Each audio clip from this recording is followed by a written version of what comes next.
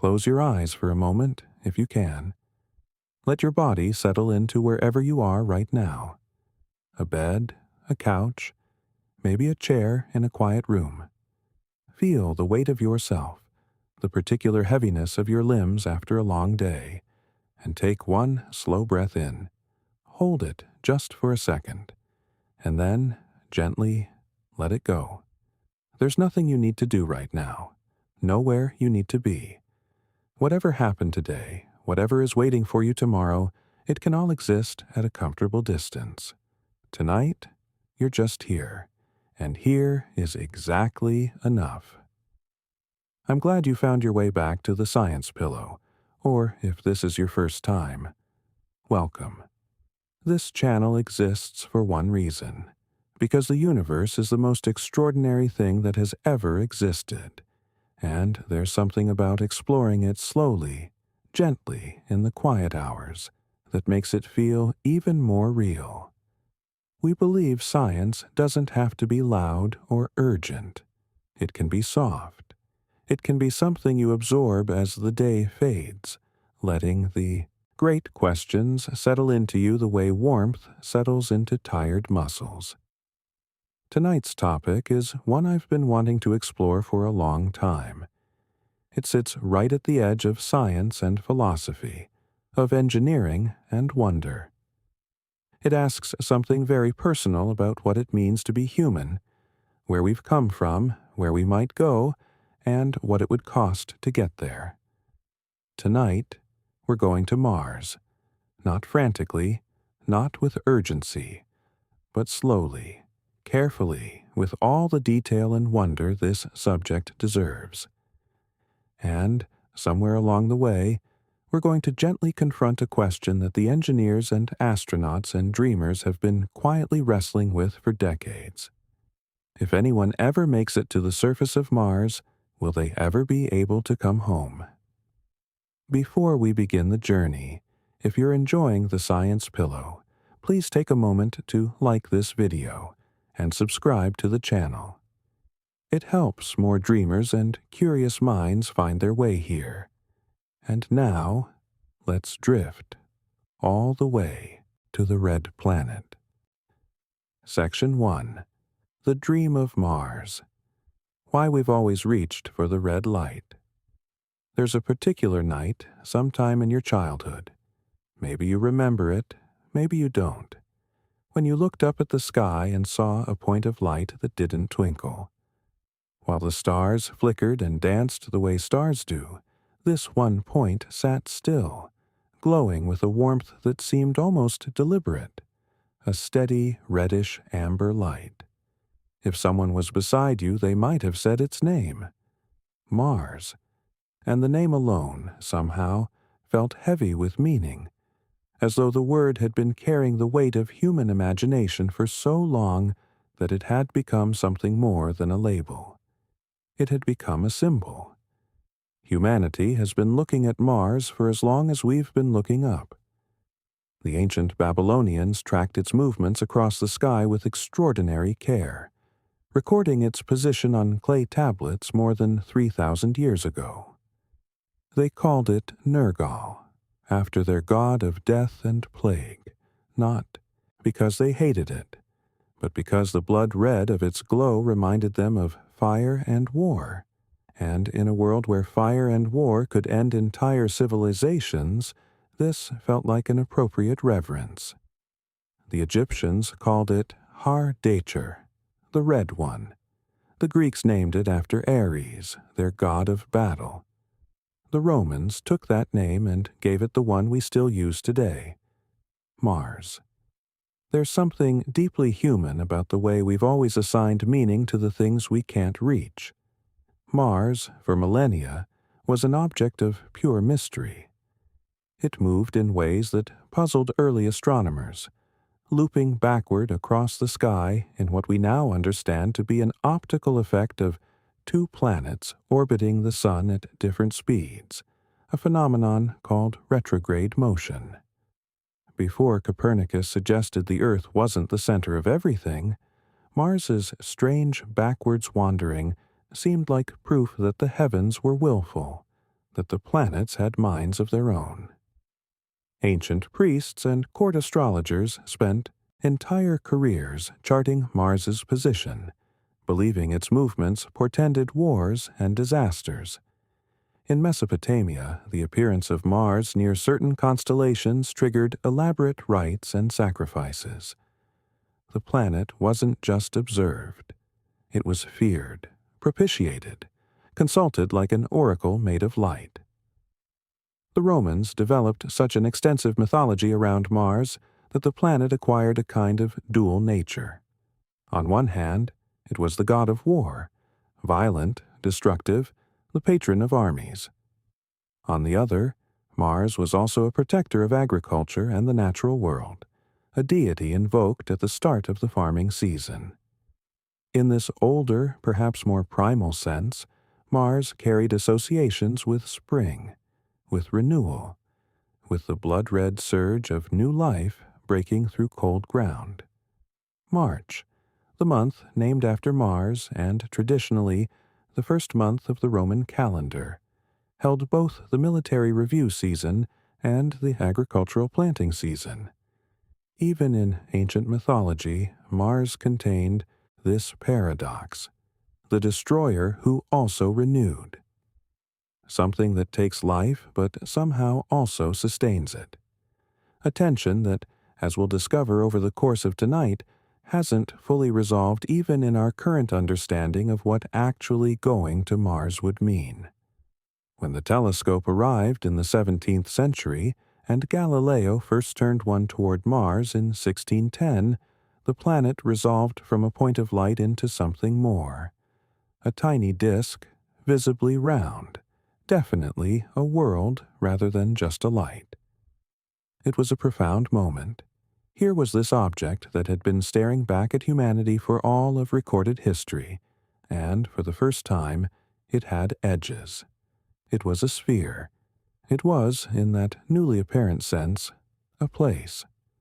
Over the next 2 centuries, astronomers gradually built up a picture of Mars as a planet with seasons, with polar ice caps that grew and shrank, with dark markings that seemed to shift with the time of year. To many observers, it looked tantalizingly Earth-like. And when we believe something is like us, we immediately want to know, is it alive? The great Dutch astronomer Christiaan Huygens observed Mars through a telescope he constructed himself, and in 1659 made the first detailed sketch of a Martian surface feature. A dark triangular area we now call Syrtis Major. He calculated the length of a Martian day at roughly 24 hours, remarkably close to the actual value of 24 hours, 37 minutes, and 23 seconds. Huygens was enchanted by the similarity, a day of almost exactly the same length as Earth's, polar caps of what he suspected was water ice. He wrote in his book Cosmotheoros that he imagined Mars might be inhabited by beings not unlike ourselves. He was not a credulous man. He was one of the most rigorous scientists of his age. But even rigorous scientists, confronted with a world that mirrors their own, start imagining neighbors. It was this desire that drove Giovanni Schiaparelli, an Italian astronomer, to produce detailed maps of Mars in the 1870s and 1880s. What he drew on those maps would ignite one of the most extraordinary episodes of collective scientific imagination in history. He noted a network of long, thin lines connecting the darker regions of the Martian surface, which he called canali, an Italian word that simply means channels, as in natural waterways. But when his work was translated into English, canali became canals. And canals, unlike channels, are built. Canals require engineers. Canals require a civilization. Enter Percival Lowell, a wealthy American businessman who became so consumed by the possibility of Martian life that he built his own observatory in Flagstaff, Arizona, specifically to study the red planet. From 1894 onward, Lowell spent years at his telescope, drawing elaborate maps of what he believed were vast irrigation canals built by an ancient, desperate Martian civilization struggling to survive on a drying world. He published 3 popular books on the subject and became enormously famous. His Mars was inhabited. His Mars was tragic. His Mars was a mirror of what Earth might one day become. An older, wiser civilization watching the last of its water drain away, engineering desperately on a planetary scale to extend its survival just a few more generations. In some ways, Lowell's Mars was more poignant than it was frightening. He imagined beings not invading or threatening, but simply persisting. Ancient engineers building their futile channels across a dying world, sending what remained of their water from the melting polar caps to the parched equatorial regions where their last cities stood. If Lowell's vision had any truth to it, the Martians were not monsters. They were survivors. And that, perhaps, is why the idea gripped so many imaginations. We recognized ourselves in them, small and clever and mortal, trying to extend a civilization against the indifference of a cooling sun and a shrinking biosphere. Lowell was wrong, of course. The canals were an optical illusion, the human eye's tendency to connect ambiguous smudges into lines, a quirk of perception amplified by the limitations of 19th century optics. But the cultural footprint he left was enormous. H.G. Wells published The War of the Worlds in 1898, imagining a dying Martian civilization invading Earth. Edgar Rice Burroughs set 100 swashbuckling adventures on a Mars he called Barsoom, filled with ancient civilizations, dying seas, and heroic warriors. Ray Bradbury wrote The Martian Chronicles, a bittersweet collection of stories about human colonists discovering the ghost of a Martian civilization, tender and melancholy, and impossible to forget. When Orson Welles broadcast a radio dramatization of Wells's novel in 1938, significant portions of the American public temporarily believed Martians were landing in New Jersey. That's the power Mars has always had over the human imagination. It wasn't just a planet. It was a possibility, a mirror, a warning, a destination. The era of robotic exploration changed everything and nothing simultaneously. Mariner 4, in 1965, was the first spacecraft to successfully fly past Mars and return photographs. The pictures showed a barren, cratered surface that looked to many scientists' disappointment more like the Moon than the Earth. There were no canals. There were no cities. The atmospheric pressure was measured as vanishingly thin, less than 1% of Earth's sea level pressure. The dream of a Mars teeming with ancient canal builders died in the data returned by Mariner 4's 22 photographs. But the robots kept going. Mariner 9, in 1971, became the first spacecraft to orbit another planet and revealed a Mars of extraordinary geological complexity, a world with the largest volcano in the solar system, Olympus Mons, rising 21 kilometers above the Martian plains, more than twice the height of Mount Everest above sea level. It showed a canyon system called Valles Marineris that stretches roughly 3,000 kilometers across the planet, long enough to span the continental United States from coast to coast, and nearly 7 kilometers deep in places. Mars was desolate, yes, but it was also magnificent, in the particular way of things that are ancient and vast and shaped by forces beyond human scale. Then came the landers. Viking 1 and Viking 2 in 1976, which settled on the Martian surface and sent back the first photographs taken from the ground of another planet.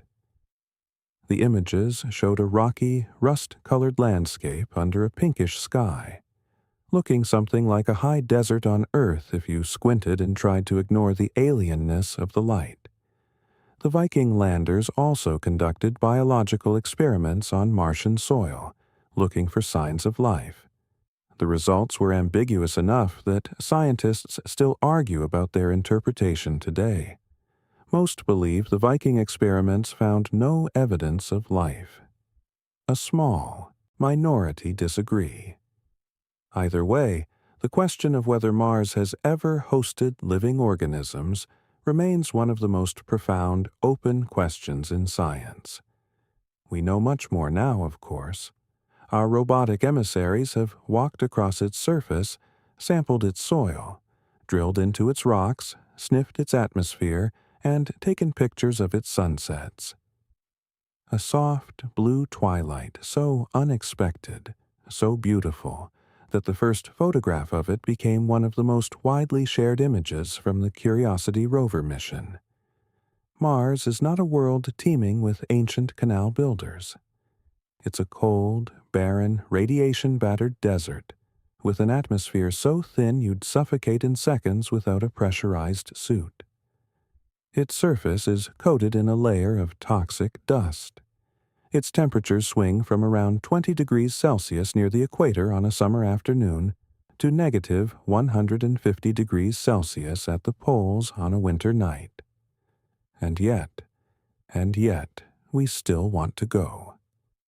If anything, knowing these facts has made the desire more acute, not less. Because now we know exactly what we'd be facing, and we've started seriously asking whether we could face it and survive. We've started building plans, drawing up mission architectures, training astronauts, testing equipment, and building the largest rockets ever constructed specifically for the purpose of sending people there. The dream of the ancient astronomers, filtered through centuries of myth and miscalculation, and eventually the cold, hard data of our robotic scouts, has landed squarely in the hands of engineers and rocket scientists, and they are working very, very hard to make it real. But here, quietly, in the soft hours before sleep, we have the luxury of asking questions that engineering alone can't answer. If we send people to Mars, could they come back? And if the answer turns out to be no, for reasons we'll explore in careful, patient detail tonight, then what does that mean for the people who go? What does it mean for us, watching from here, from the only world we've ever known? Let's start at the beginning. Let's start with the journey. Section 2. The Journey There. 8 months through the void. The first thing to understand about traveling to Mars is that it isn't like any kind of travel you can easily compare to anything on Earth. Not because of the distance, although the distance is breathtaking. Not because of the time, although the time is extraordinary. But because of a particular constraint that shapes everything else.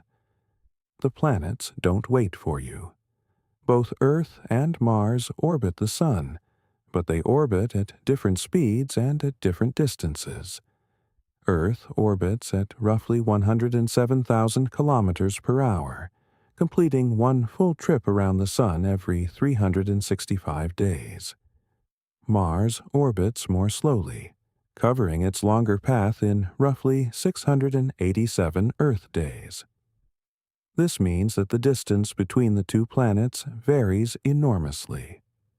At their closest, during a period called opposition, Earth and Mars can be as near as about 54 million kilometers apart. Their farthest, they're separated by more than 400 million kilometers, nearly 8 times the minimum distance.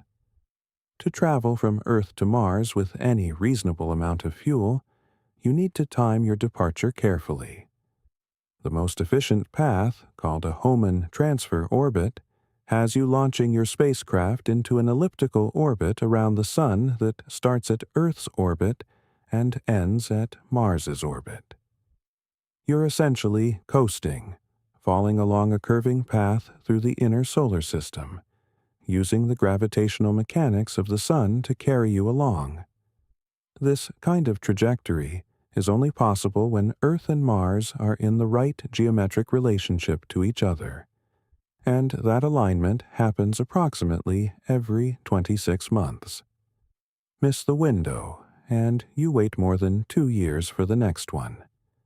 This 26-month waiting period has profound implications for any human Mars mission. It means that if something goes wrong on Mars and rescue is needed, there's no sending a ship immediately. Whatever help can come must wait for the next available launch window.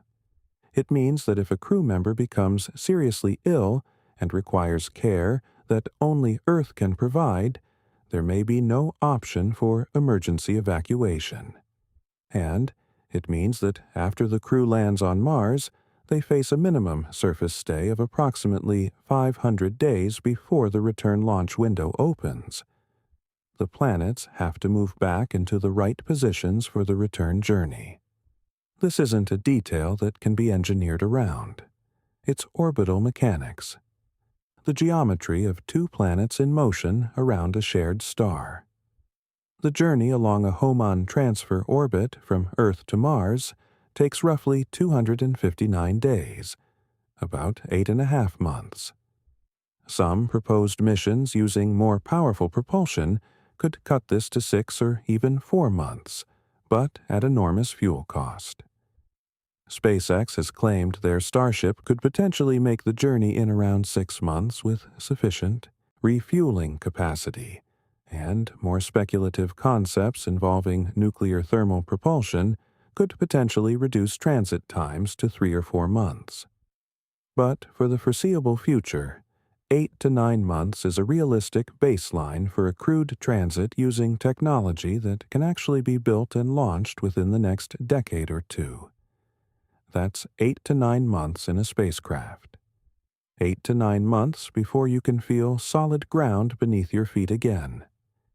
And 8 to 9 months in conditions that begin, from the very first day, to change your body in ways that are difficult to reverse. Think about how many ordinary human experiences are compressed or transformed in those 8 months. 8 rounds of weekly grocery shopping that don't happen. 8 months of news and cultural change back home that you'll hear about only in delayed messages. 8 months of your children or parents or friends living their lives without you, and you without them. To understand what that capsule feels like, imagine your home reduced to the size of a studio apartment, or smaller. The habitation module proposed for various Mars mission architectures typically provides somewhere between 30 and 100 cubic meters of living space for a crew of 4 to 6 people. At the smaller end, that's about the size of a large family car interior. For 8 months, you can't go outside. The view from the windows, while initially spectacular, Earth shrinking from a blue globe to a beautiful marble, stars clear and unwavering without the interference of an atmosphere, eventually settles into the same unchanging star field. In deep space, away from the Earth and not yet near Mars, there's very little to look at. The stars don't appear to move relative to each other. The sun is still bright, but smaller and harder than it appears from Earth, a different sun somehow despite being the same one. Earth shrinks to a blue dot, and then to something barely distinguishable from the other, stars. Eventually, you stop looking for it. The crew exercises. They maintain equipment. They conduct scientific experiments. They eat prepackaged meals that are carefully optimized for nutrition and long-term storage, but that, over months of repetition, become deeply monotonous, even the smells and textures of them. They sleep in small sleeping bags attached to walls. They have video calls with mission control, But the growing communication delay makes these less like conversations and more like exchanging letters. They resolve conflicts in the quiet, careful way that people who have nowhere to go must resolve conflicts, with an awareness that there will be no escape from each other's company for years to come. Every personality quirk that might be merely annoying in a normal coworker becomes magnified inside a sealed metal cylinder over 8 months. Every interpersonal friction has nowhere to go but inward. And all the while, the invisible processes of physics are working on their bodies. The moment you enter space and the weight of gravity's constant pull is removed, your body begins to adapt. These adaptations happen rapidly, and while many of them are ultimately recoverable after short-duration flights, the cumulative effect of 8 months in microgravity is severe, and the subsequent years on Mars in reduced gravity add new complications that aren't fully predictable. By the time a Mars-bound crew arrives at their destination, they will have been in microgravity for the better part of a year. And what arrives at Mars will be, in measurable physical ways, a body that has already changed significantly from the one that left Earth. There's also the matter of the journey's relationship to time and communication. As the spacecraft moves away from Earth, radio signals, which travel at the speed of light, the fastest anything can move in this universe, take longer and longer to make the trip. Light covers about 300,000 kilometers per second, which sounds impossibly fast. And over the distances we're used to on Earth, it is. But from Mars, depending on the orbital positions of the two planets, a radio signal takes between 3 minutes and 22 minutes to reach Earth. That means a conversation isn't possible. You send a message and you wait between 6 and 44 minutes for a response, assuming whoever you called replies immediately. If a medical emergency unfolds, if something goes wrong with the spacecraft, if someone has a psychological crisis, they face it with whatever resources they have on board. Earth is not a phone call away. Earth is a letter, and the post takes half an hour each way. One of the most frequently discussed proposed solutions to the communication delay problem is to make the crew as autonomous as possible, to give them the training, the tools, and the decision-making authority to handle anything that comes up without waiting for input from Earth. This sounds reasonable in principle. In practice, it means that 6 human beings, no matter how well selected and trained, must be collectively capable of performing emergency surgery, diagnosing complex medical conditions, repairing every critical system in their spacecraft, managing interpersonal conflicts, and maintaining their psychological health, without any real-time help from the thousands of engineers and specialists who support them from the ground. By the time a crew approaches Mars, watching the planet grow from a reddish dot to a visible disk to a world with features, with the polar ice caps visible, with the dark regions of Syrtis Major and the pale scar of Valles Marineris starting to resolve. They will have spent 9 months in a kind of solitude that no human being has ever experienced before, completely cut off from any meaningful, real-time connection to home, physically changed by months of weightlessness and radiation, and knowing that landing on the surface is only the beginning of their isolation, not the end of it. The first human beings to stand on another planet will do so with all of that weight behind them. But let's not rush. Let's first understand what those 8 months in the void will actually do to the people inside that ship. Section 3. What the void does to a human body. We sometimes talk about the human body as though it's an essentially fixed thing, a machine with specs that don't change. But the body is nothing of the sort. It's a living negotiation, a continuous dialogue between your biology and the forces acting upon it.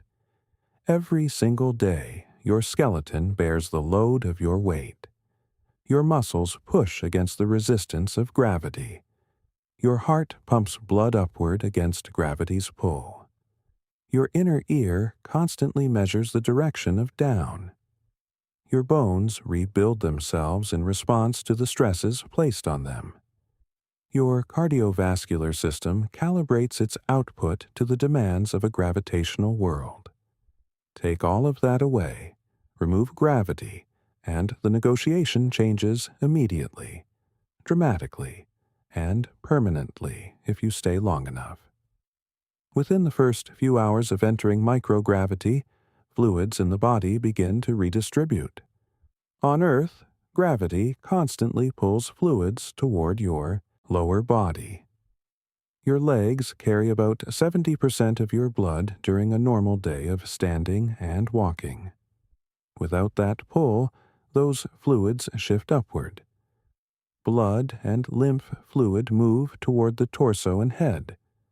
Astronauts experience what's called the puffy face, chicken legs effect almost immediately.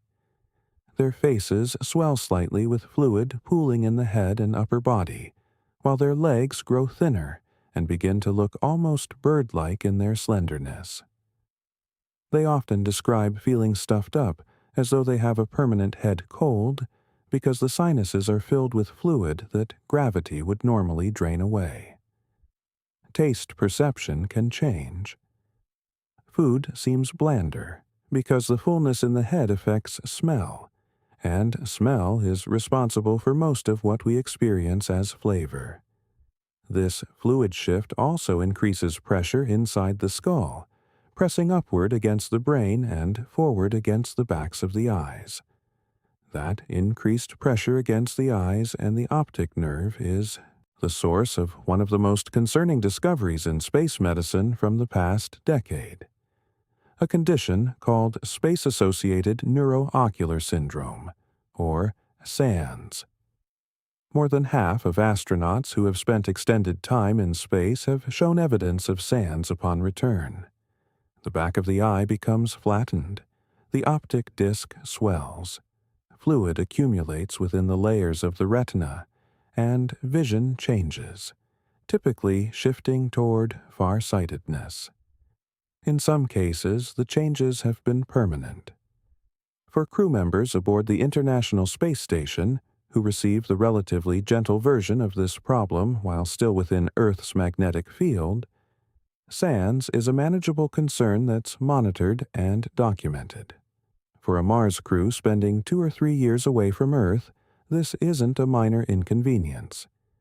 It could be a genuine threat to mission safety, since clear vision is critical for everything from operating complex equipment to performing delicate medical procedures in the absence of any physician on Earth who could help in real time.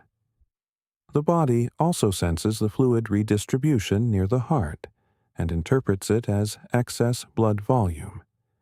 It responds by reducing plasma production and increasing urination, effectively cutting blood volume by about 10 to 15% within the first few days.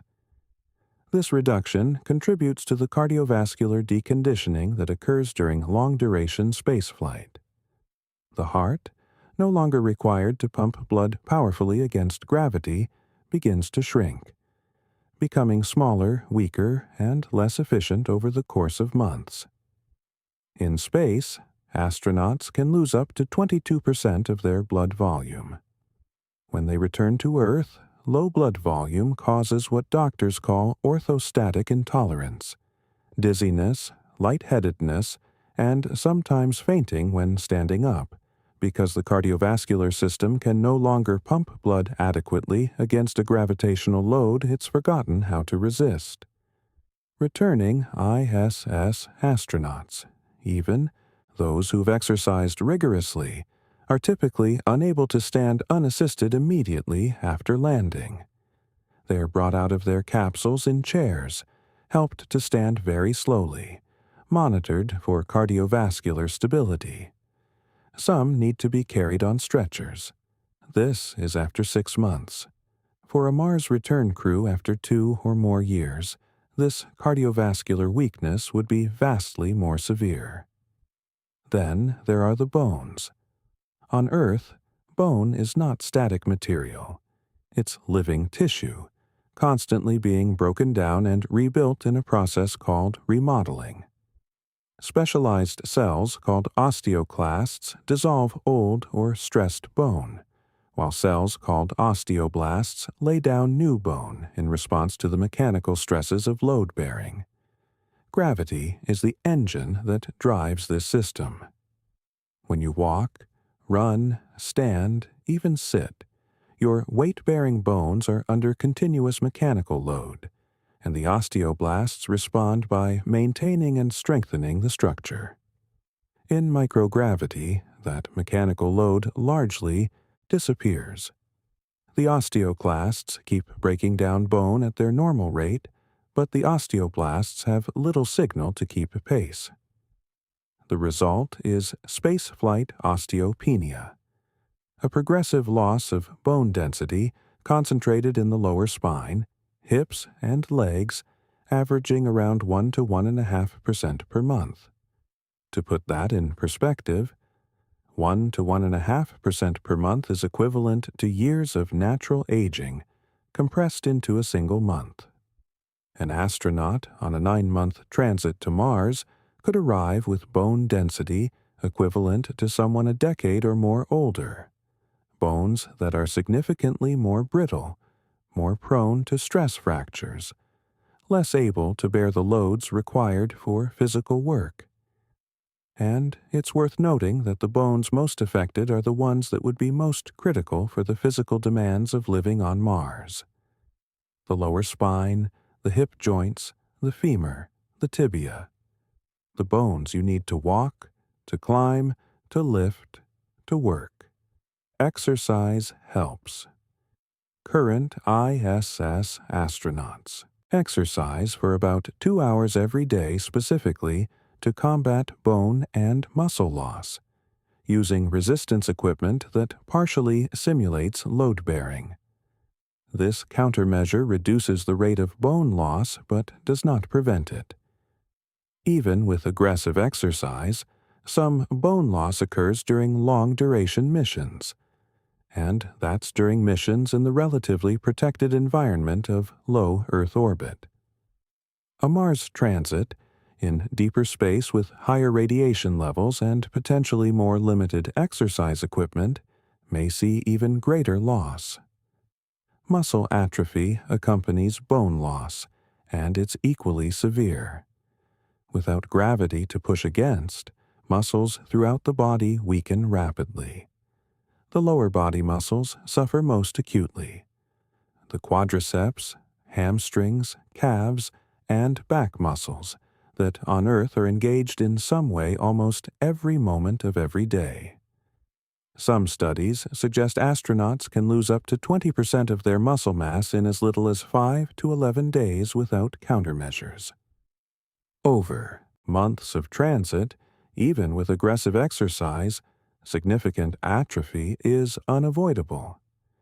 The types of muscle fibers themselves begin to change. Slow twitch endurance fibers used for sustained, steady activity are gradually replaced by fast twitch fibers better suited to rapid, explosive movements. A profile that's counterproductive for the sustained physical work that life on Mars would require. Living on Mars isn't going to be a sedentary experience. It will require constant physical effort, maintaining habitats, operating machinery, dealing with emergencies. A crew weakened by months of microgravity atrophy will be starting that demanding work from a significantly compromised physical baseline. There's also what happens to the vestibular system, the body's balance and orientation mechanisms. Your inner ear uses tiny calcium crystals called otoliths to sense gravity's direction, giving your brain a constant signal about which way is down. In microgravity, those crystals stop receiving any useful information, and the brain must gradually learn to navigate without its primary reference frame. This causes space adaptation syndrome in the first few days, nausea, disorientation, vertigo, and difficulty with spatial reasoning. Most astronauts adapt over the course of about a week, but the adaptation isn't free. It means the nervous system has fundamentally reconfigured its spatial processing. When that crew later arrives on Mars and steps into 1/3 of Earth's gravity, the reconfiguration has to happen again. When they eventually return to Earth, if they return, it has to happen a third time, readapting to full Earth gravity after years in the Martian environment. There is also the immune system to consider. Space travel alters immune function in ways that are still being characterized. Studies have shown that latent viruses in astronauts, viruses like the herpes simplex virus, Epstein-Barr, and varicella zoster, the virus that causes chickenpox and shingles, tend to reactivate during spaceflight, suggesting that immune surveillance is reduced. On the International Space Station, this is managed and monitored. On a Mars mission, crew members are in a sealed environment with no new pathogens and limited medical resources. An immune system operating at reduced capacity in a closed environment, treating illness without access to hospital-grade care for years, represents a serious vulnerability. One of the most striking and sobering pieces of evidence for what long-duration spaceflight does to the body came from the NASA Twins study, a research program that took advantage of a remarkable coincidence. Scott Kelly and his identical twin brother Mark Kelly are both astronauts. From March 2015 to March 2016, Scott spent nearly a year aboard the International Space Station, while Mark stayed on Earth. With genetically identical baselines to compare, the study produced extraordinary results. Upon Scott's return, researchers found that nearly 1,000 of his genes were expressing differently from his twin brothers. Genes related to immune function, bone formation, DNA repair, and a range of other processes. His telomeres, the protective caps on chromosomes associated with cellular aging, showed a complex pattern of lengthening and then shortening that researchers are still working to fully understand. His gut microbiome had shifted significantly. His cognitive performance on certain tasks showed measurable decrements that persisted for months after return. Most of these changes began to reverse over the months following return. But the key word is began. Not all of them reversed fully, at least not within the period of follow-up study. And the Kelly twins study involved 1 year on the International Space Station, which still sits within Earth's protective magnetic field and still receives resupply missions and medical support. A Mars mission would put a crew in deep space, outside that magnetic field, for 2 to 3 years minimum. The changes would be deeper, the reversals more uncertain, and there would be no one coming to help if the reversal process went wrong. None of this even begins to account for what radiation does on top of all of this. Because even as the body's musculoskeletal, cardiovascular, and immune systems are being gradually dismantled by the absence of gravity, something else is happening. Something invisible, high energy, and impossible to fully stop. Section 4. The Invisible Storm. Radiation. There is a kind of violence happening all around you right now that you will never see, never feel, and are probably not thinking about. It's called radiation, and it exists on Earth in a relatively benign form, enough to cause sunburns and, rarely, certain cancers over a lifetime, but generally kept at manageable levels by 2 protective systems. The first is Earth's magnetic field, an invisible bubble generated by the churning iron core of our planet, which deflects the most energetic charged particles streaming constantly from the sun. The second is Earth's thick atmosphere, roughly 10 tons of air pressing down on every square meter of ground, which absorbs and scatters radiation that makes it through the magnetic shield. The moment a spacecraft leaves Earth's magnetic field and enters deep space, both of those protections vanish. What lies beyond is an environment of extraordinary radiation, constant, penetrating, and largely impossible to fully shield against. There are two main sources to understand. The first is solar particle events, bursts of high-energy protons and other charged particles ejected by the sun during flares and coronal mass ejections. These events can be predicted a few hours in advance, giving a crew time to shelter in more heavily shielded areas of the spacecraft. They're intense but episodic. A properly designed spacecraft can provide reasonable protection against solar particle events, though not perfect protection. The second source is galactic cosmic rays, and these are a profoundly different problem.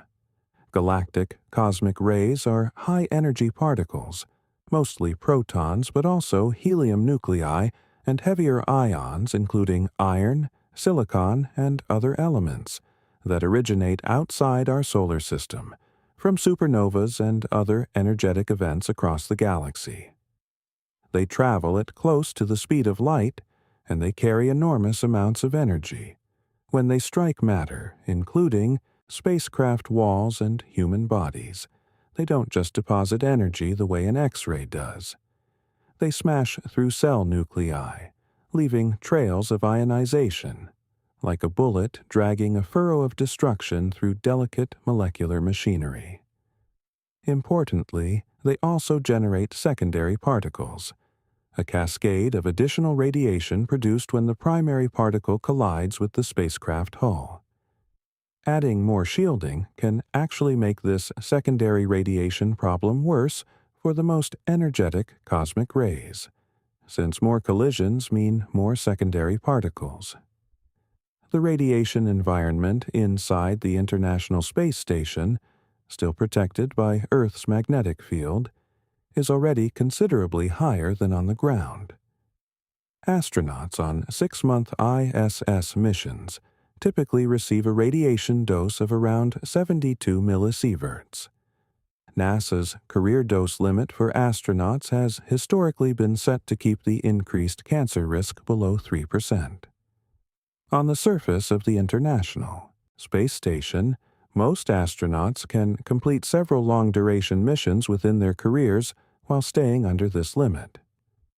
Now, consider a Mars mission. Data from the Curiosity rover's Radiation Assessment Instrument, which measured cosmic ray exposure during its cruise to Mars and on the Martian surface, showed that a 6-month transit to Mars alone would expose a crew to at least 60% of their entire career radiation limit. A round trip, 6 months there, time on the surface, 6 months back, would exceed most proposed career limits even without accounting for the particularly dangerous solar particle events that could occur at any point.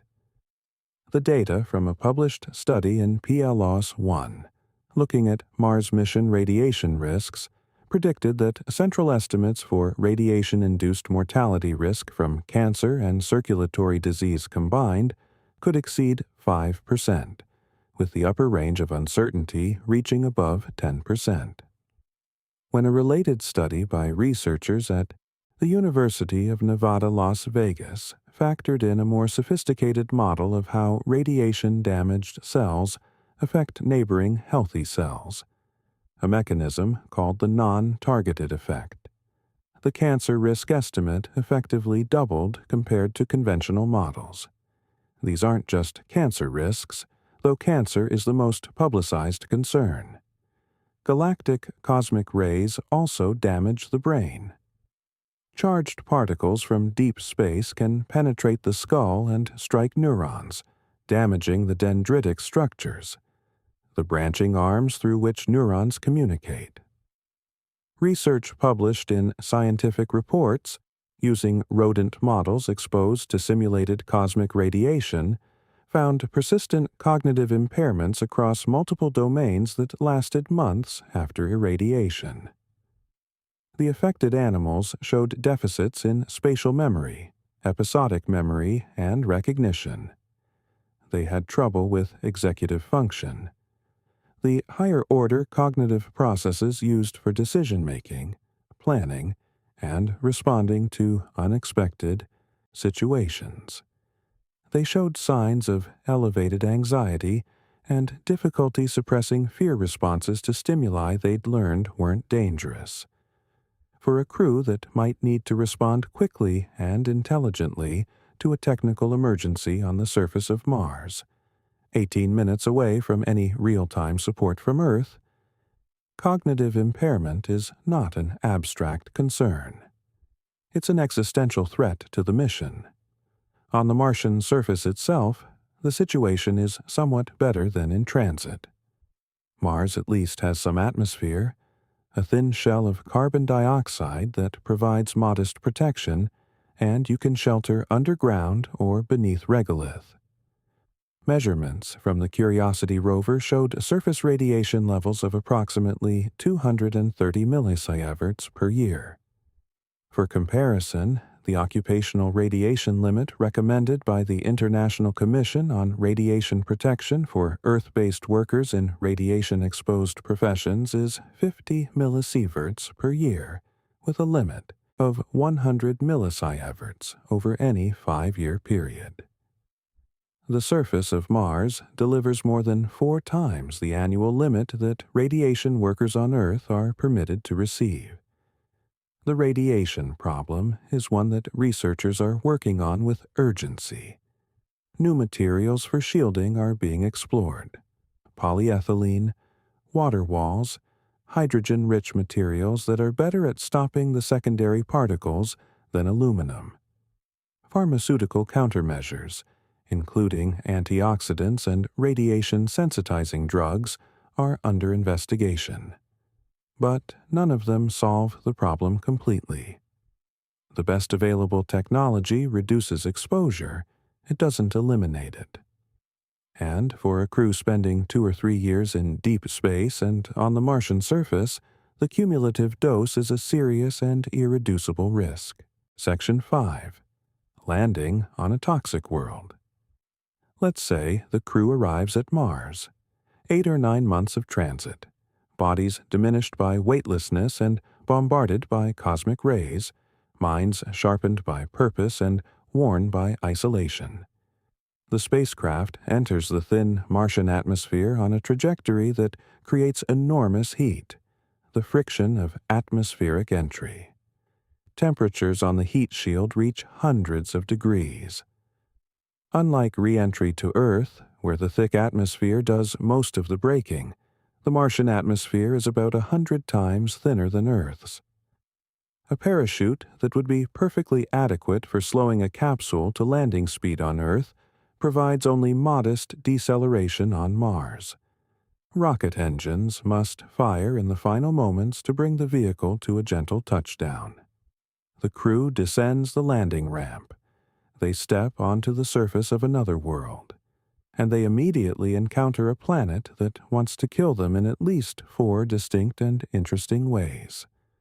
The first is the atmosphere, which is about 95% carbon dioxide with trace amounts of nitrogen, argon, and oxygen.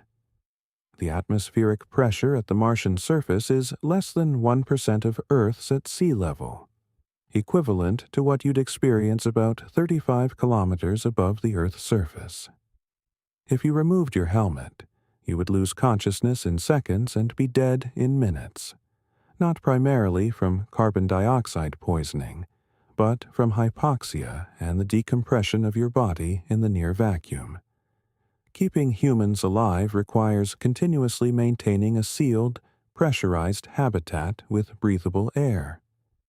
Any breach of that habitat, any failure of the life support systems, is immediately life-threatening. The second hazard is the temperature. While Mars's equatorial regions can reach a relatively pleasant 20 degrees Celsius around midday in summer, the average global surface temperature is about negative 60 degrees Celsius. Nights are brutally cold, dropping to negative 80 or worse. Temperatures at the poles in winter can plunge to negative 150 degrees Celsius. The suit technology required to keep a human alive and operational across this range of conditions, while also allowing the dexterity needed for scientific work and habitat maintenance, is one of the genuinely unsolved engineering challenges of a Mars mission. The third hazard is the dust. Mars is a world defined by its dust. Fine particles of reddish iron oxide coat everything: the sky, the surface, every horizontal surface, and eventually any equipment left outside for any length of time. The planet's lower gravity means dust gets kicked up easily and stays suspended for extended periods. Dust storms on Mars can be extraordinary in scale. Planet-wide storms that last for weeks or months and block a significant fraction of incoming sunlight, as happened in 2018 when a global dust storm knocked out NASA's Opportunity rover by starving its solar panels of light. But the dust isn't just inconvenient. It's actively toxic. Research led by scientists at the University of Colorado Boulder and published in the journal GeoHealth in 2025 provided the most comprehensive analysis yet of Martian dust chemistry and its effects on human health. What they found should give anyone pause. Martian dust contains several categories of harmful compounds. It contains silica, the same mineral that causes silicosis, an incurable lung disease that scars lung tissue and causes progressive respiratory failure in Earth-based industrial workers. It contains nanophase iron oxides, fine metallic particles that penetrate deep into the respiratory system. It contains trace amounts of toxic metals including beryllium, arsenic, and chromium. And, most concerning of all, it contains perchlorates. Perchlorate is a chemical compound made of one chlorine atom and 4 oxygen atoms. On Earth, it occurs naturally in small amounts and is also produced industrially. In moderate doses, it interferes with the thyroid gland's ability to absorb iodine, disrupting hormone production. In larger doses, it can cause aplastic anemia, a dangerous condition where the bone marrow fails to produce enough blood cells.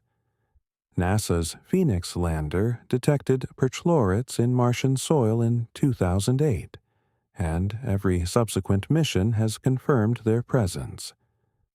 They're not a trace contaminant. Perchlorates make up between 0.5% and 1% of the mass of Martian soil. That's a huge amount. Scientists estimate that inhaling just a few milligrams of Martian dust could deliver a perchlorate dose that exceeds safe exposure limits. And here's the problem. During dust storms, it's going to get on everything. It's going to work its way into airlocks. It's going to cling to spacesuits. It's going to find its way into habitats despite filters and cleaning protocols. Because Mars has had billions of years to practice distributing dust, and we've had a few decades to practice stopping it. The dust that solar panels were covered in, the dust that killed Opportunity, isn't just a power problem. It's a health problem for any human crew trying to work in that environment over months and years. There's a cruel irony embedded in the perchlorate story. Under ultraviolet light, of which Mars receives plenty, lacking Earth's ozone layer, perchlorate becomes an even more powerful oxidizer. When UV radiation hits perchlorate-containing dust, it can produce highly reactive compounds that are even more damaging to biological tissue. The same sunlight that would, in theory, power a Mars colony's solar panels would be energetically activating some of the most toxic components of the Martian surface. The fourth hazard on the surface is radiation, which we've already discussed in transit. But on Mars, without Earth's magnetic field, the surface receives somewhere between 40 and 50 times the radiation of Earth's surface. The thin atmosphere provides limited shielding against galactic cosmic rays, and solar particle events can strike the surface directly. Living entirely inside pressurized habitats provides some protection. Building habitats underground, beneath a thick layer of Martian regolith, provides much more. But the regolith has its own problems. The perchlorate and silica and toxic metals that make Martian dust so hazardous also make Martian soil hazardous to work with. Living on Mars is not impossible, but it requires maintaining, for years, an intricate web of technology. Life support systems, pressure suits, filters, airlocks, power systems, communication systems, food production, any single failure point of which, if it fails at the wrong moment, becomes fatal. The pressure is absolute. The margin for error is vanishingly small. And remember, they're 35 to 300 million kilometers from Earth, depending on orbital positions. Anything they can't fix themselves doesn't get fixed. Section 6. The mind under pressure. The human brain evolved over hundreds of thousands of years in an environment of open spaces, varied sensory input, social contact with dozens or hundreds of other people, and a clear relationship between effort and reward in the physical world. Strip all of that away. Replace it with the same walls, the same faces, the same sounds, the same artificial light, every single day, with no prospect of change for years, and something starts to give. NASA classifies behavioral conditions and psychiatric disorders as one of the highest priority risks for long-duration exploration missions. The isolation and confinement inherent in a Mars transit and the subsequent life on the Martian surface create conditions that have no real precedent in human history. The closest analogies: Antarctic winter overstations, submarine deployments, isolated polar research postings, share some features but lack others. The people in those situations know they can be evacuated if things go truly wrong. A researcher at the South Pole who experiences a severe psychological crisis can, in principle, be evacuated. A crew member aboard a submarine can surface. On a Mars mission, there is no such option, and every person aboard that ship knows it, every day, from the moment they leave Earth's orbit. This knowledge, the irreversibility of their situation in the immediate sense, the inability to escape even if they wanted to, creates a particular kind of psychological pressure that has been called behavioral health risk from distance and communication delays in NASA's own research documentation. It's not just loneliness, it's the feeling of being fundamentally unreachable, of knowing that the people who care most about you are not just far away, but unreachable in any meaningful, real-time sense. Separation of this kind, not merely physical, but communicative and temporal, is something human beings have virtually no evolved mechanisms to cope with. The communication delay is one of the most psychologically taxing aspects of the entire mission. On the International Space Station, astronauts can make real-time phone calls and video chats with family members. There's a slight electronic delay, but you can have an actual conversation. You can hear your child's voice. You can laugh together at something. As a spacecraft moves toward Mars, this window for real-time communication closes. By the time the crew is in the deep transit phase, They're sending recorded messages and receiving recorded messages back, with anywhere from 7 to 44 minutes of one-way delay. If something devastating happens on Earth, a death in the family, a medical emergency involving someone you love, a child's first steps or first words or graduation from school, you hear about it in a message. You respond in a message. And then you wait 20 to 40 minutes to know if your response was received.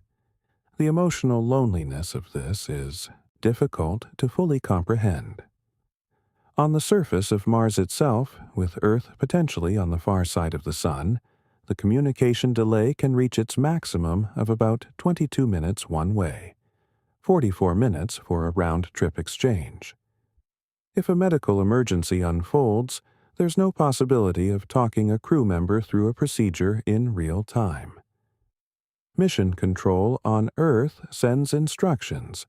The crew has 44 minutes before they can even confirm that the instructions were received.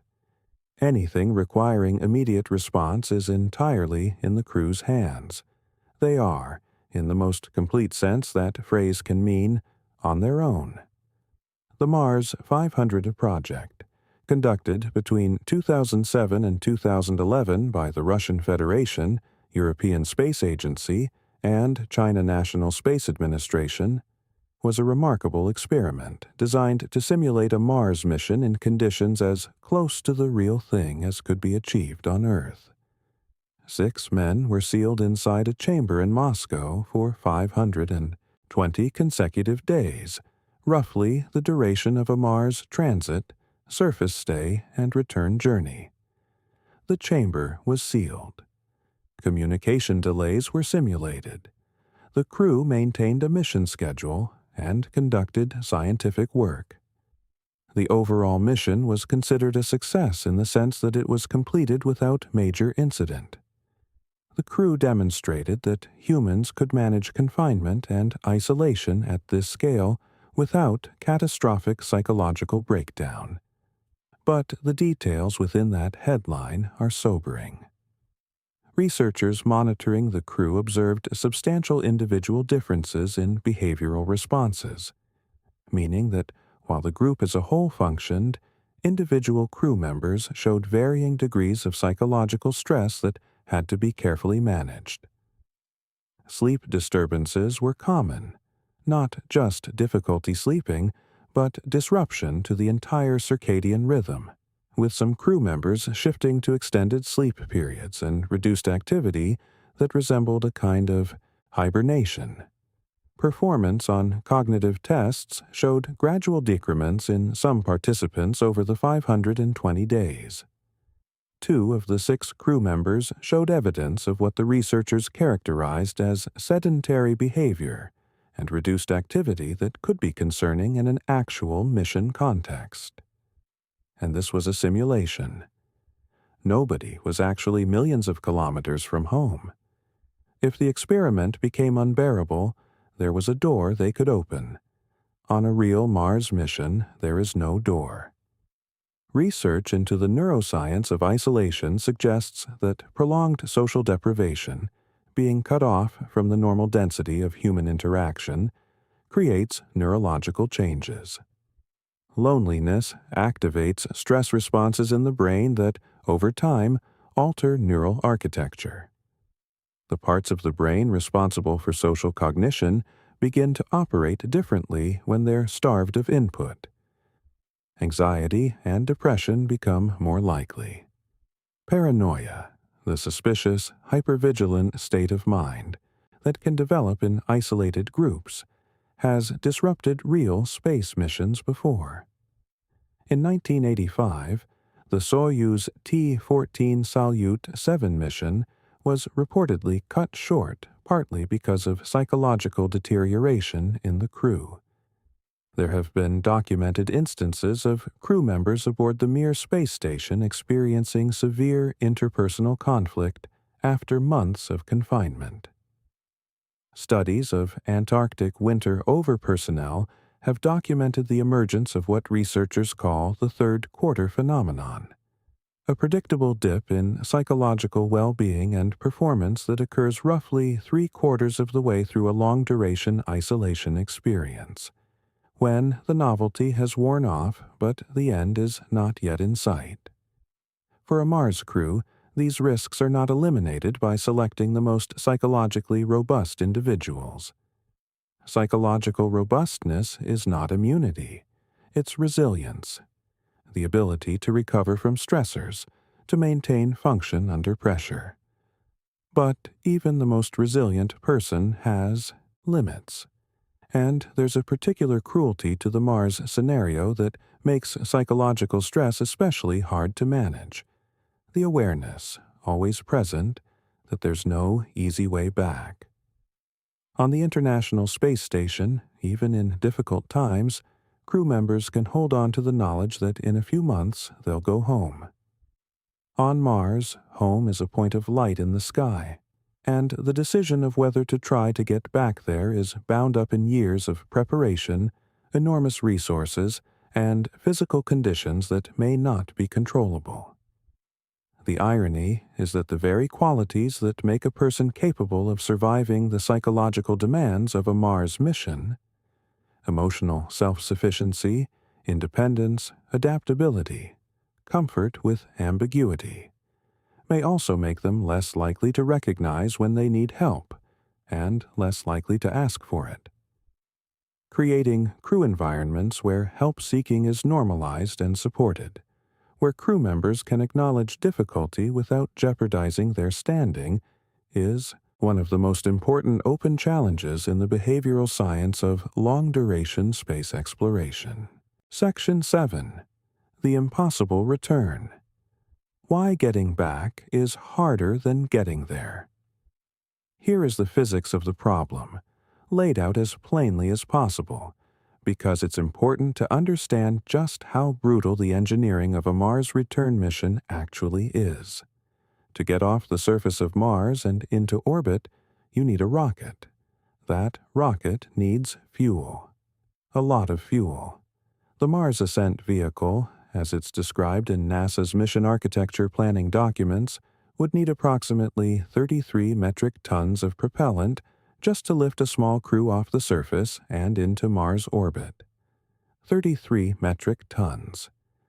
That's as heavy as 5 full-grown African elephants, and it needs to travel from Earth to Mars before the crew even arrives, because carrying that much fuel on the crewed transit vehicle would make the whole system impossibly heavy to launch. That propellant being prepositioned on Mars in a rocket that has to survive landing without a crew to maintain it, sitting on the Martian surface for a year or two, being exposed to dust storms and temperature extremes and radiation, before a human crew has even left Earth. The engineering margin here is extraordinarily thin. NASA engineers have noted that the cryogenic propellants required, liquid methane and liquid oxygen, must be kept cold for months on the Martian surface without boiling off. The valves and seals that contain them must achieve near zero leakage. If the propellant tanks have leaked significantly, or if the rocket's systems have been degraded by the Martian environment, the crew arrives to find their ride home is broken. The proposed solution to the problem of carrying 33 metric tons of propellant to Mars is called in situ resource utilization, or ISRU, the practice of making your fuel from materials available on Mars itself. The key reaction is called the Sabatier process, a chemical reaction that combines carbon dioxide from the Martian atmosphere with hydrogen to produce methane and water. The methane becomes rocket fuel. The water can be electrolyzed to produce oxygen, both for the crew to breathe and as an oxidizer for the rocket engines. On paper, this is elegant. Mars has plenty of carbon dioxide. The atmosphere is 95% of it. The challenge is the hydrogen. There isn't a conveniently accessible source of free hydrogen on Mars.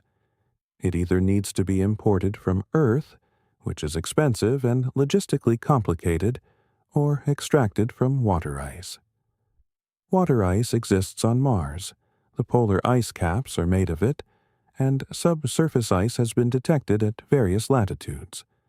But extracting that ice, melting it, and processing it into hydrogen and oxygen requires energy, equipment, and time. The equipment needs to survive Martian conditions. It needs power, either solar panels that will be covered by dust during storms, or a nuclear reactor, which adds significant mass, complexity, and political sensitivity to the mission.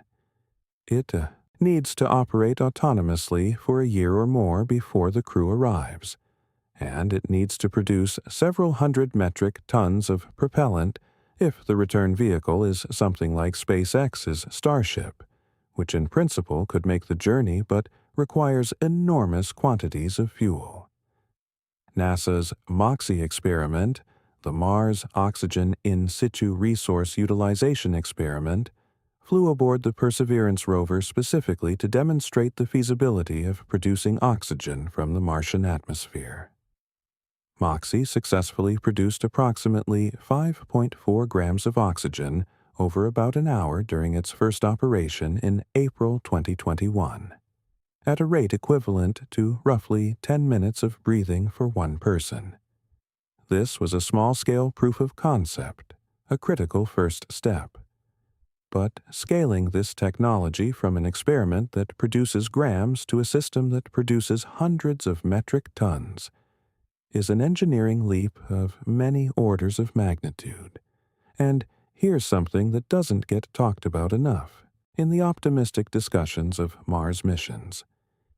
Even if you solve the propellant production problem perfectly, getting off Mars requires that rocket to be fully functional, properly fueled, structurally sound, and successfully igniting after sitting on an alien planet for years.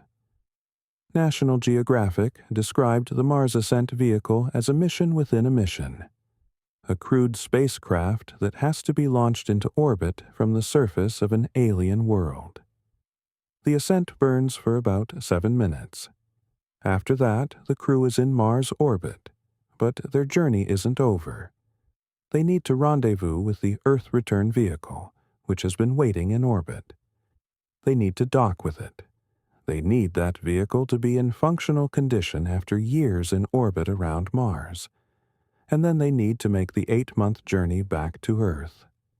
When they arrive at Earth, after potentially 2 or 3 years away, re-entry conditions are more severe than after a typical ISS mission. While the Apollo 11 capsule entered Earth's atmosphere at around 40,000 kilometers per hour, a spacecraft returning from Mars would enter at between 47,000 and 54,000 kilometers per hour, significantly faster. The heat loads are higher, the engineering challenges more intense. But perhaps the most profound barrier to return isn't technical at all. It's biological. Remember those months of weightlessness, the bone density loss, the muscle atrophy, the cardiovascular deconditioning, the fluid shifts, the vision changes. A crew that has spent 1.5 years or more on the Martian surface has been living in 1/3 of Earth's gravity. That's not zero gravity. The body doesn't experience the same rates of bone and muscle loss in 1/3 gravity as in complete weightlessness.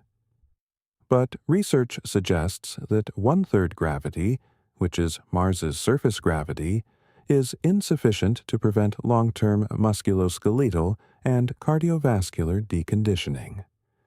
A systematic review of the physiological effects of partial gravity concluded that gravity below approximately 40% of Earth's, and Mars's gravity is exactly 38%, appears to be insufficient to maintain musculoskeletal and cardiopulmonary properties over the long term.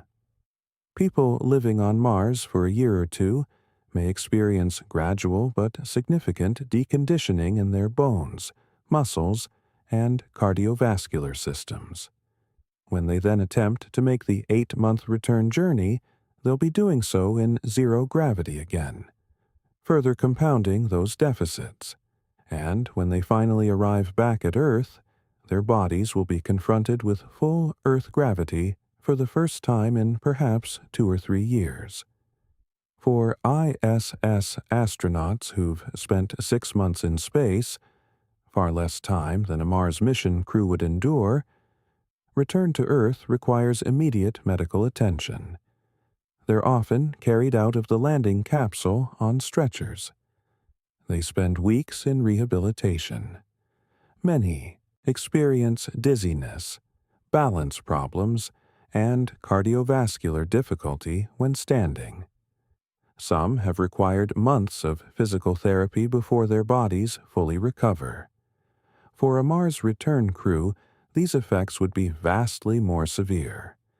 The bone loss would be deeper, the muscle atrophy more pronounced, the cardiovascular deconditioning more advanced, and the nightmare scenario that some researchers have floated, only semi-hypothetically, is that after years in the low gravity of Mars, a person's body might have adapted to that gravitational environment so thoroughly. Muscles calibrated for 1/3 Earth's pull, bones rebuilt for that load, cardiovascular system tuned to that demand, that full Earth gravity would be genuinely dangerous. The heart, which had been slowly restructuring itself for a lower demand environment, confronting the full weight of terrestrial life. The bones, possibly too brittle. The muscles, possibly too weak. It's not a certainty. We don't have enough data to say definitively what long-term life in 1/3 gravity does to the human body, because no human being has ever spent more than a few days in 1/3 gravity. The lunar astronauts spent at most about 3 days on the Moon. We simply don't know what 2 years in 38% gravity does. It might be recoverable. It might not be. And that's the quiet, uncomfortable question at the heart of every serious Mars mission proposal. Not just whether you can afford the propellant to get back, not just whether the technology will work, but whether the people who've been there will be physically capable of surviving the return journey and readapting to the world they left. There's one more dimension to the return problem that deserves mention, and it's rarely discussed because it sounds almost fantastical compared to the concrete engineering challenges. But it's real, and it sits quietly behind every serious analysis of long-term human presence on Mars. The possibility that people who've lived on Mars for years might not want to come back. This isn't irrational or romantic nonsense. It's a genuine psychological and sociological possibility that emerges from what we understand about how humans form attachments to places. People who live in difficult, demanding, isolated environments, polar researchers, submarine crews, people at remote scientific stations, frequently report that despite the hardship, they develop deep attachments to those environments. The harshness becomes familiar. The rhythms of the place become home. When polar, winter-over researchers return to ordinary life, many describe a kind of reverse culture shock. The noise, the crowds, the sensory overload of normal civilization feeling more alien than the ice. Scale that up to a planet. To people who've spent years negotiating the particular rhythms of Martian life, the 42 minutes of extra day, the butterscotch sunsets, the particular silence of a world with no wind strong, enough to carry sound, the rhythm of dust storms and clear seasons, the intimate knowledge of exactly which equipment needs checking and when, the profound competence that comes from mastering the survival of an alien world, and ask, would these people want to go back? To Earth's crushing full gravity, to crowds and noise and the feeling of smallness in a social world that's moved on without them for years. Some would, certainly. The pull of family, of medicine, of the familiar blue sky. These are powerful forces. But some might look up at the pale blue dot and feel that Earth is the foreign place now. And if Mars ever develops a community of any size, a dozen people, 100, more, then the social bonds of that community would begin to compete with the bonds pulling people back to Earth. The return problem, in other words, isn't just physics and propellant and bone density. It's also identity. It's also belonging. It's the question of what home means to a species that has only ever had one, and what happens to the concept of home when some members of that species find a second one. Section 8. The One-Way Question. Ethics, Philosophy, and Who Would Go. In 2013, a company called Mars One announced that it was accepting applications from people willing to move to Mars permanently. Not to visit, not to complete a mission and come home, but to go and never return. Mars One claimed to have received more than 200,000 applications. Eventually, more than 100,000 people formally applied to be among the first permanent residents of another planet. Let that number sit with you for a moment. 100,000 people willing to give up everything they knew, everyone they loved, every experience of Earth they'd ever had or ever would have, to live and die on a distant and hostile world.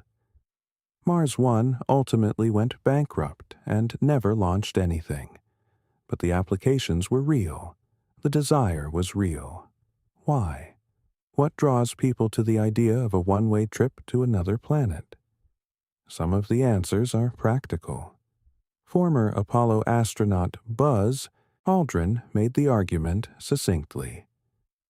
Did the pilgrims on the Mayflower sit around Plymouth Rock waiting for a return trip? The settlers of new worlds throughout human history have rarely arrived with reliable passage home. The people who colonized North America, who settled Australia, who established communities in the most inhospitable corners of Earth, did not arrive with return tickets. They arrived with the intention of building something new. The idea that every Mars explorer must also be a Mars returner may be a modern luxury that the actual history of exploration doesn't support. The practical argument also involves math. The cost and complexity of a Mars return mission is not double the cost and complexity of a one-way mission. It's many times greater. Eliminating the need to launch off Mars removes what National Geographic called the mission's most daunting obstacle. A mission that doesn't need to bring people back can be smaller, lighter, cheaper, and faster to execute. Some aerospace engineers have argued seriously that the first human Mars mission should be one way, not because we don't value the lives of the crew, but precisely because we value the mission enough to make it achievable. The physicist Paul Davies argued in a 2004 New York Times editorial that a permanent Mars settlement was both achievable and preferable to a flags and footprints style visit. Under his framework, an initial group of 4 astronauts equipped with a small nuclear reactor, basic vehicles, and the ability to extract oxygen and grow food would establish a permanent presence. They would be followed by others. The settlement would grow. Over time, it might become self-sustaining.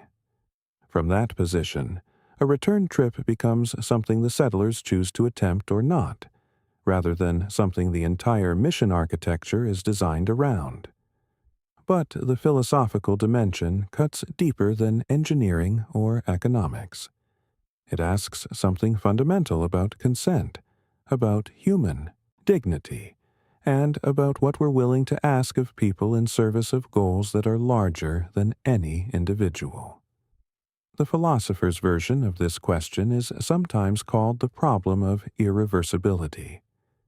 We generally hold that decisions of profound, life-altering consequence require informed consent, and that the quality of consent diminishes when the consequences are not fully knowable in advance.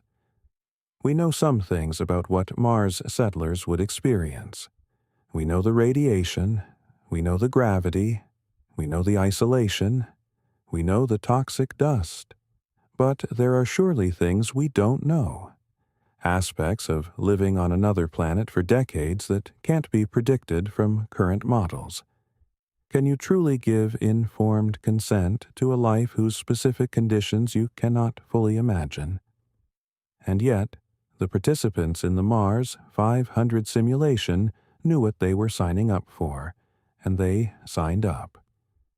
The thousands who applied to Mars 1 understood the one-way nature of the trip, and many said the no-return clause was not a deterrent, but a feature. The seriousness of the commitment was part of what attracted them. Emergency room physician Layla Zucker, one of the Mars 1 applicants, said that she would accept a 50-50 chance of surviving 2 years on Mars. When asked why, she said something that has stayed with me. None of us are planning to die, but we all recognize we could. That sentence is not bravado. It's a very specific kind of clarity, the kind that comes from genuinely weighing what you value and what you're willing to risk for it. Humans have always done this. We do it every day in smaller ways. The Mars question just scales it to its most extreme form. Former NASA engineer Jim McLean, who spent 21 years with the agency, proposed a one-person, one-way mission to Mars that he called the Spirit of the Lone Eagle, in reference to Charles Lindbergh's solo transatlantic flight. McLean's argument was that a single astronaut, going with full knowledge and genuine willingness, would be no more suicidal than a solo mountaineer. There would be tremendous risk, yes, he said, but I don't think that's guaranteed any more than you would say climbing a mountain alone is a suicide mission.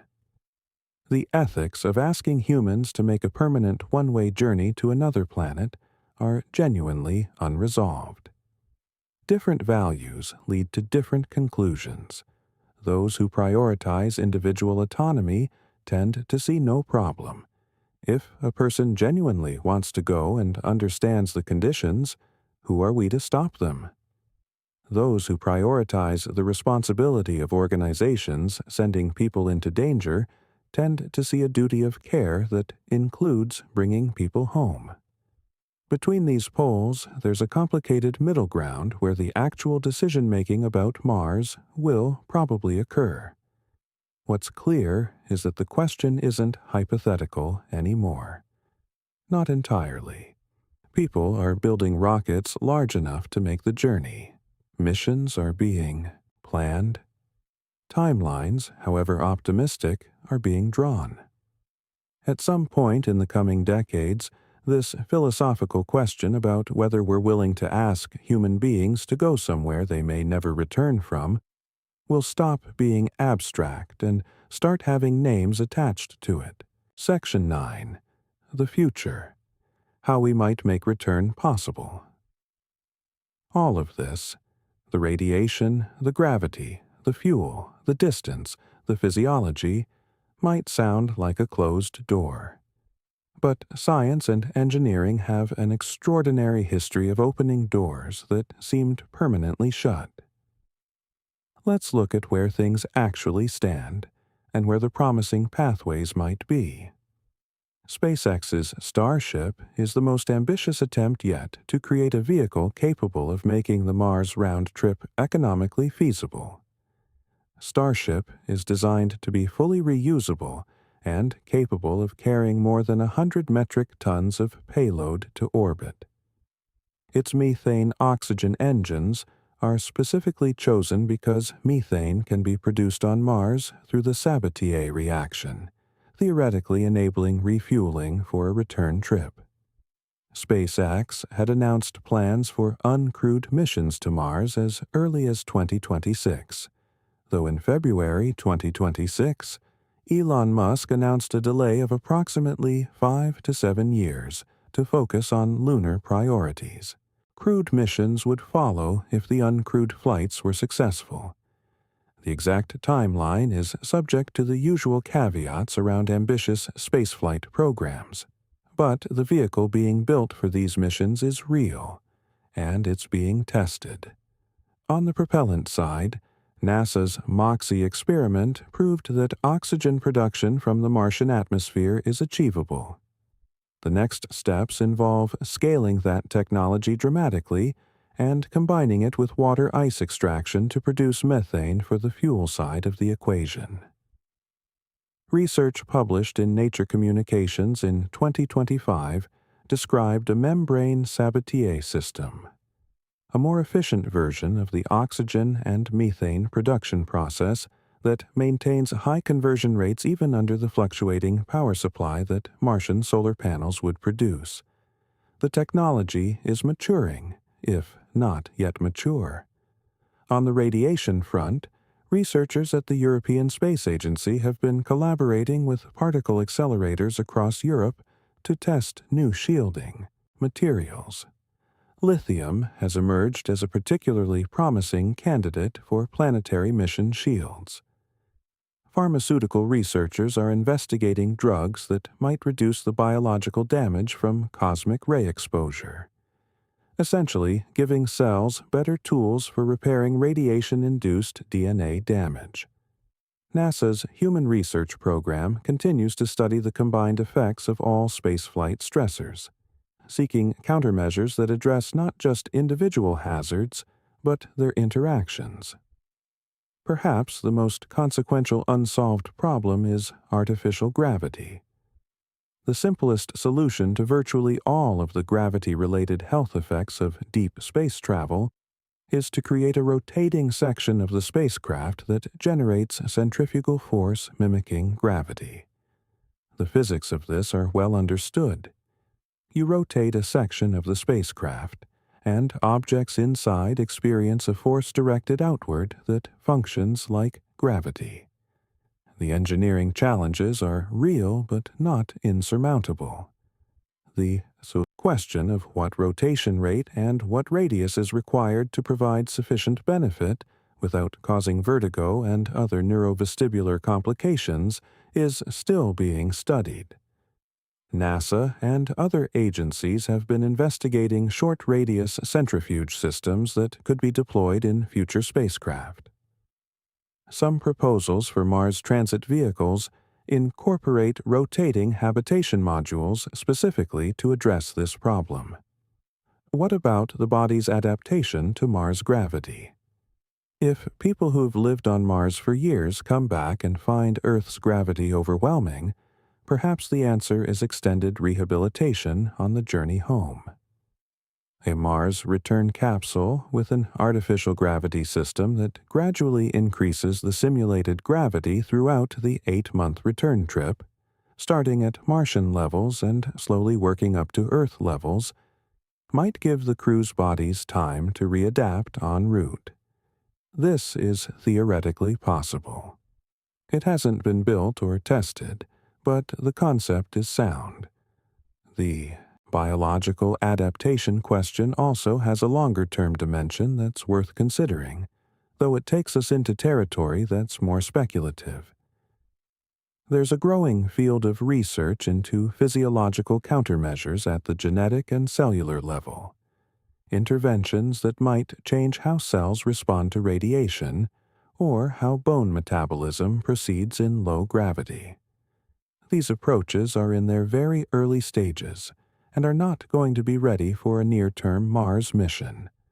But over the longer timescales that Mars colonization implies, they may become relevant. The honest answer about whether humans who go to Mars can come back is probably yes, but it will require things that haven't been built yet. A reliable propellant production system on Mars, a Mars ascent vehicle that can survive years of Martian conditions, a robust Earth return vehicle waiting in orbit, countermeasures for radiation and deconditioning that are significantly better than what we currently have. A physical rehabilitation pathway for bodies that have spent years in 38% gravity. None of these are impossible. Several of them are actively being worked on. But the gap between what exists today and what would be required for a safe, reliable Mars return mission is measured not in months, but in decades of sustained research, development, testing, and failure and learning. And here's the profound thing about that gap. The people who are most likely to go to Mars before that gap is fully closed are the ones who've already decided they're willing to go anyway. They know the radiation data. They know the physiology. They know that the technology for a guaranteed return doesn't yet exist. And some of them are going, or planning to go, not because the return is assured, but because the going itself is worth it. Conclusion. We've traveled a long way tonight, and I hope you've felt, somewhere in the telling of all of this, what I feel when I spend time with this subject. A profound mixture of awe and tenderness. Awe at the audacity of what's being attempted. Tenderness for the fragility of the creatures attempting it. The human body is not built for space.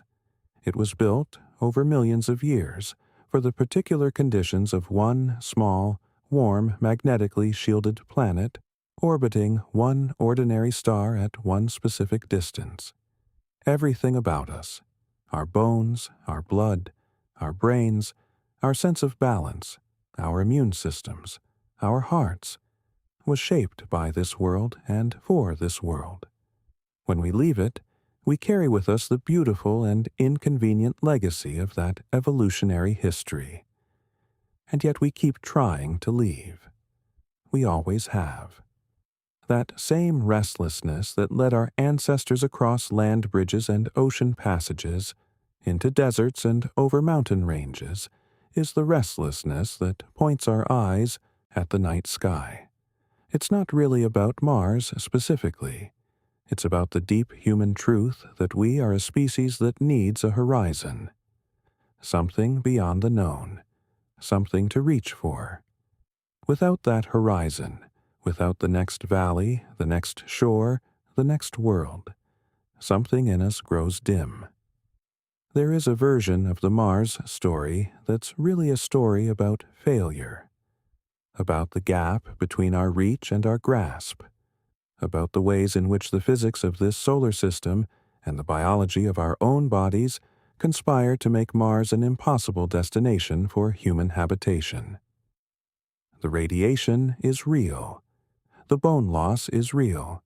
The propellant requirements are real. The dust is real and toxic. The mental strain is real and documented. Any serious account of human Mars exploration must hold all of these facts steadily in view. But there is another version of the Mars story, and it's equally real. It's the version that notes that every single one of the obstacles we've discussed in this episode is being actively worked on by some of the most talented engineers, doctors, physicists, and biologists on Earth. The radiation problem is being studied at particle accelerators across Europe and North America. The physiological problem is being documented with unprecedented precision through NASA's Human Research Program and the studies it supports globally. The propellant problem has a proof-of-concept solution that's already been demonstrated on the Martian surface by a rover the size of a car. The psychological problem is being investigated through ground-based isolation studies, telepsychology research, and mission design innovations. What we're watching, over the time frame of our lifetimes, is an enormously complex problem being worked on by an enormous number of people who believe it can be solved. They may be right. And if they are, if the breakthroughs in shielding materials, artificial gravity, ISRU propellant production, and physiological countermeasures come together in the right order and at the right pace, then What seemed like an impossible return might become merely a very difficult one. I think about the first human beings who will stand on the surface of Mars and look up at the night sky. The sky on Mars at night is similar to Earth's in some ways and profoundly different in others. It's darker because the atmosphere is thinner and scatters less light. The stars are sharper, harder, more numerous in their uncountable multitudes. The moons of Mars, Phobos and Deimos, are tiny, jagged lumps of captured asteroid, nothing like our own round and luminous moon. Phobos races across the sky so quickly that it rises in the west and sets in the east, completing its orbit in just under 8 hours. Deimos moves more slowly, barely seeming to drift. The sun, in the Martian sky, is smaller and cooler-looking than it appears from Earth. Still bright enough to blind if you look directly at it, but subtly less warming, slightly more alien. And somewhere in that night sky, among those sharp, unwavering stars, there would be a pale blue point of light. Not a star, too steady, too distinctly colored. It would be Earth, small enough to cover with a fingernail, the entire world, every person the Mars crew had ever met, every place they'd ever been, every memory that felt like home, compressed into that tiny blue mote. How many astronauts and cosmonauts have described looking back at Earth from space and feeling overwhelmed by the preciousness of it, by the fragility of it, by how much everything that matters is concentrated on that one small sphere. Standing on Mars, that feeling would be orders of magnitude more intense. I think about what they would feel. I think they'd feel small. Not in a diminishing way, but in the way that smallness in the face of something vast can be clarifying. They'd feel the weight of what brought them there, the centuries of looking up, the decades of planning, the years of physical and psychological preparation. They'd feel the loneliness, certainly, but they might also feel something that's harder to name, something close to what the word pioneer meant before it became a cliché. The particular quality of consciousness that arises when you're the first of your kind to stand somewhere, looking out at a landscape no human eye has ever rested on, knowing that the story you're part of is just beginning. Whether they could come home or not, whether the technology and the physiology and the orbital mechanics would align to bring them back, would almost secondary to the fact of being there at all. Almost, but not entirely. The question of whether anyone who goes to Mars will never come back is not a question that has a simple answer today. Right now, with the technology that exists, sending humans to Mars on a return mission would be extraordinarily dangerous. Not because we lack the rocket, but because we lack the full suite of life support, medical, countermeasures, radiation protection, and reliable propellant production technology that would give any crew a reasonable chance of completing the round trip in good health. The first humans on Mars, whenever they go, will be accepting levels of risk that far exceed anything in our current experience of space travel. They may be able to come back, they may not, and some of them will have decided, before they go, that either outcome is acceptable. That's a kind of courage that's difficult to fully comprehend from here, from this comfortable world where gravity holds us gently and the air is thick, and the sky above us scatters sunlight into beautiful blue. But it's a courage that humans have always been capable of. It shows up in the record of every great voyage into the unknown. It shows up in every person who has looked at a difficult, dangerous, important thing and said, "I'll go. Even so, I'll go." The question of whether they'll come back is one that science and engineering and time will answer. The question of whether they should go whether the first tentative steps of our species out into the cosmos, with all their risk and cost and irreversibility, represent something worth doing. That's a question for all of us to think about, quietly, in whatever dark hours we give ourselves for thinking about things larger than ourselves. And this is a good kind of thought to carry into sleep. Not anxious, not urgent, just expansive. A thought that stretches the mind gently outward, toward the scale of things, toward the cold beauty of interplanetary space, toward the red deserts of a world we've been watching for 3,000 years, toward the possibility that someday, maybe not in our lifetimes, maybe in the lifetimes of people who are children now, human beings will stand on another world and look back at everything they came from, and they'll decide what to do next. Sleep well. The universe is extraordinary, and it will still be there in the morning. If you'd like to keep exploring the wonders of our cosmos together, please remember to like this video and subscribe to the Science Pillow. There are so many more stories waiting, told slowly, gently in the quiet hours, at the speed that wonder deserves. I'll see you in the next one.